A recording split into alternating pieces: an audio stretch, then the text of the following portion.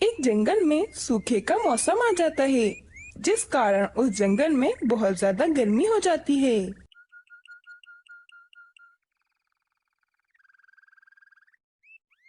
अरे प्रिया, आजकल कितनी गर्मी हो रही है। हमारे लिए दाना ढूंढना दुश्वार हो रहा है। हाँ कौवे जी, आप बिल्कुल ठीक कह रहे हैं, लेकिन हमें पेट भरने के लिए भोजन तो ढूंढना पड़ेगा ना। अब आप जाएं और भोजन ढूंढ कर आएं। हाँ प्रिया, मैं भोजन ढूंढने के लिए चला जाता हूँ। कालू कौवा भोजन ढूंढने के लिए चला जाता है और कालू कौवा काफी देर तक भोजन ढूंढ रहा होता है कि वे कालू कौवा देखता है कि एक पेड़ से तोती के चीखने की आवाजें आ रही होती हैं।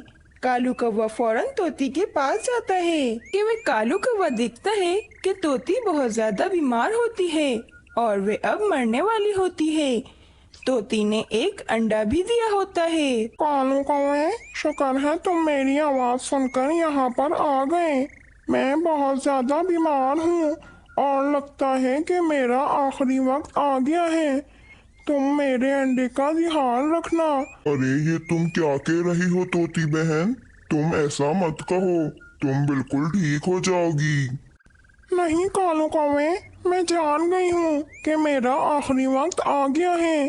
तुम मुझसे वादा करो कि तुम मेरे अंडे का ध्यान रखोगे।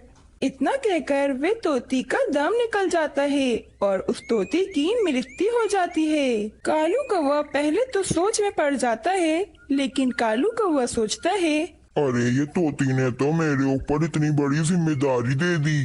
अब भला एक कौवा तोती के बच्चे को क्यों पालेगा? एक काम करता हूँ, इस अंडे को लेकर अपने घर पे चले जाता हूँ। बेचारी प्रिया 2 दिनों से भूखी है। मैंने उसे दाना ढूंढकर भी नहीं दिया था कल। और फिर कालू कौवा वे अंडा उठाकर वापस अपने घोंसले में आ जाता है। प्रिया देखो, आज तो तुम खुश हो जाओगी। मैं तुम्हारे लिए एक तोती का अंडा लेकर आया हूँ। अरे तोती का अंडा, ये आप कहाँ से ले आए कौवे जी? कहीं आपने किसी तोती का अंडा तो नहीं चुरा लिया? अरे नहीं नहीं प्रिया, मैंने किसी तोती का अंडा नहीं चुराया।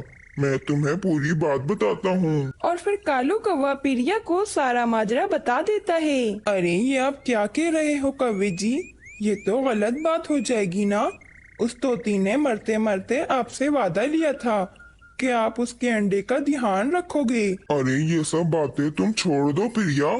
तुम्हें बहुत ज्यादा भूख लग रही होगी, तुम इस अंडे को खा लो। कालू कौवे की बात सुनकर प्रिया समझ जाती है कि कालू कौवा उसकी बात नहीं सुनेगा और प्रिया कालू कौवे से कहती है, अच्छा ठीक है कालू कौवे, थोड़ी देर बाद मैं ये अंडा खा लूंगी। और फिर कालू कौवा वहाँ से चला जाता है।